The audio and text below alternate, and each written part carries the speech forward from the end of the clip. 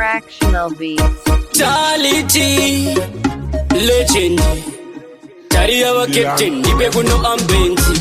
Pamusoro indipinde, wachimbondi inze vendoda kuti mundinzwewo. Wekwangu kubuda zinewe kufiyo, ndini tari ndakabva kumagomoyo. Shuwiro yedu tese pakuimba nziyo, kuti vari kunze kwenyika vatinzwewo. Kusvika taputika ngoma ndiyo, atira setariro, tichasvikeyo.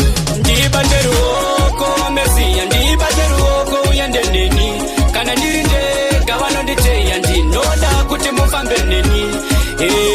Hemaniwe, ndinoda uzove kwangu vadade neni. Musandisiye, ndinoda kufamba nemi. Munhu wese anosvika sichinozongosiyana inguva nemukana. Usativere mumwe wangu pane nzira inosvika ndipo pakamanikana. Kunyangwe vakakushoropodza iwe ramba uchishinga simba zvisakupedza. Haungazombofadze munhu wese zvavanoda zvese haungazvipedze. Ndibate ruoko Mesiya, ndibate ruoko uyende neni. Kana ndiri ndega vanonditeya, ndinoda kuti mufambe neni. Hemaniwe, ndinoda uzove kwangu vadade neni.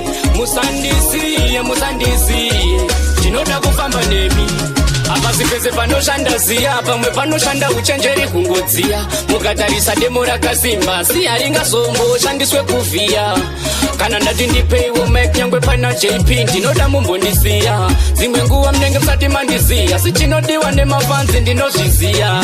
Ndibate ruoko Mesiya, ndibate ruoko uyende neni. Kana ndiri ndega vanonditeya, ndinoda kuti mufambe neni. Hemaniwe, ndinoda uzove kwangu vadade neni.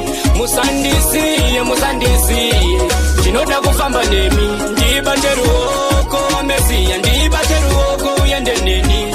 Kana ndiri ndega vanonditeya, ndinoda kuti mufambe neni. Hemaniwe, ndinoda uzove kwangu vadade neni. Musandisiye, ndinoda kufamba nemi. Fractional beats.